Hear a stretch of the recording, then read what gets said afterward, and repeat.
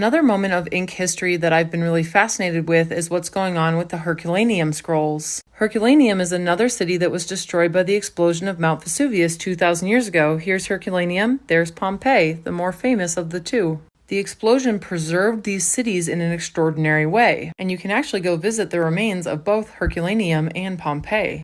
It preserved everything from human remains, which is a whole nother story, to these ancient documents called the Herculaneum Scrolls. The scrolls were discovered on the site in 1709, and there was a lot of them, but over the years they've been destroyed because people keep trying to unravel them, which doesn't work very well. Here's one of those machines. The papyrus is too delicate. Ancient ink is created from either cuttlefish or from charcoal and soot, but this ink is very special because it actually contains lead.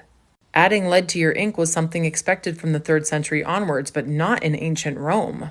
With new technology that can identify the lead, we might actually be able to read them. Yeah, I definitely want to talk about the skeletons at Herculaneum, because there are a lot of them. When people think about Mount Vesuvius erupting over 2,000 years ago, they think about Pompeii. What they don't think about is the closer city, Herculaneum. An explosion like this lets off a pyroclastic surge. Superheated gas flying towards Herculaneum at hundreds of miles per hour. So the majority of the people that were found at Herculaneum are in these boat houses. Over 340 people were trapped here in 900-degree heat. Because of it, their blood would have boiled.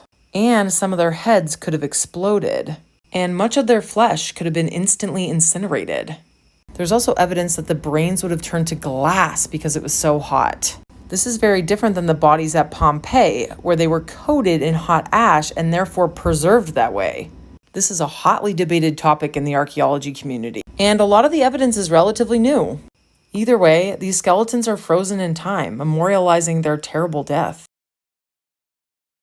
One of the craziest things that I learned in my history of book and printing class is that silent reading is a relatively new concept. So for thousands of years, when language actually started to get written down in Europe, it looked like this. The problem with this is that it doesn't have any space between words, there is no capitalization, there is no punctuation, and there is no ascending or descending letters like H or G. So how the heck did they read? They had to sound out each letter and each word. So what you would see would be kind of communal reading where one person would read out loud and everybody else would listen. And by the Middle Ages, this was like owned by the churches. And this is where we saw all the changes happen. Because education was almost solely within the churches, the monks are actually who we dedicate a lot of the changes to the written word. They're the ones who introduced capitalization, ascending and descending letters, and punctuation. But most importantly, the monks are the ones who introduced space between words. This is the book that I read, by the way.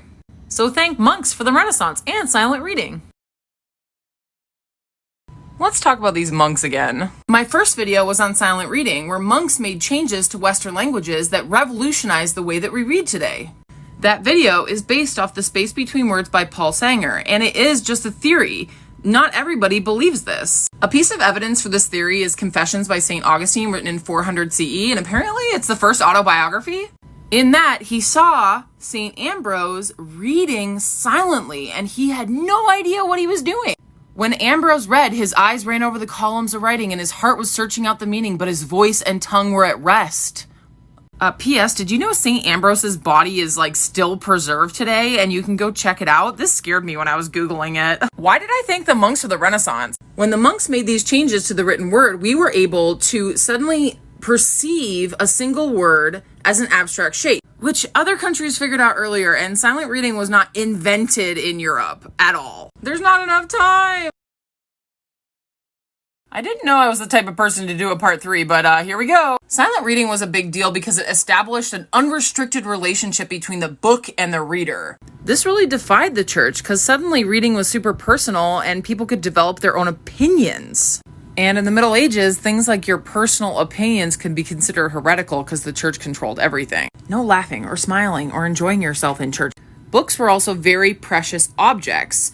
You couldn't get your hands easily on a book because it would take a long time for someone to transcribe it. So yeah, clearly reading in Europe was trapped in the churches, and it only escaped when the churches allowed the printing press. Ironically, ending everything for the churches. So monks made changes to the written word, they developed the way that we read, and then you had the printing press, which was really only made possible because of those developments. which introduced the age of the incunabula, which was during the Renaissance. The other amazing thing I learned about in my history of book and printing class was the history of iron Gull ink. For 1,000 years, iron Gull ink was the most commonly used ink in Europe. It was preferred over carbon-based inks because it lasts so long and it's durable. It's a problem for conservators today because it was acidic, and so it would eat through the paper.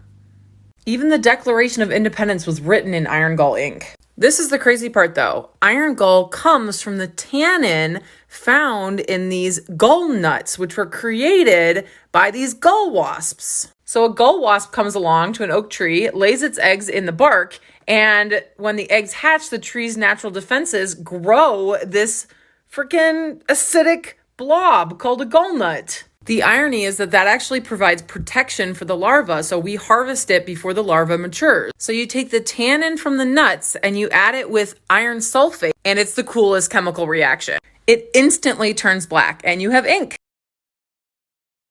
The most important invention of modern times is the printing press. It was first invented in China, but we're going to talk about the Western printing press, and specifically incunabula, which I had never heard of until recently. Incunabula are the first printed books in Europe, specifically between the 1450s and 1500s. 'Tis the Renaissance. Gutenberg is usually credited with the invention of the printing press, but I would argue that he innovated what already existed. After all, the printing press was a wine press before he innovated it. He also innovated movable type and invented the mold. A craftsman would spend hours carving a single letter out of metal, which would then be punched into softer metal to create a matrix. Using that single matrix, you could then print hundreds of the same letter using hot lead. A single printing studio would have hundreds of these letters, which they set up on the press one letter at a time, and they would print on either paper or vellum. The invention of paper is a whole nother story. Gutenberg really only printed one book, the 42-line Bible, but he kicked off the age of the incunabula.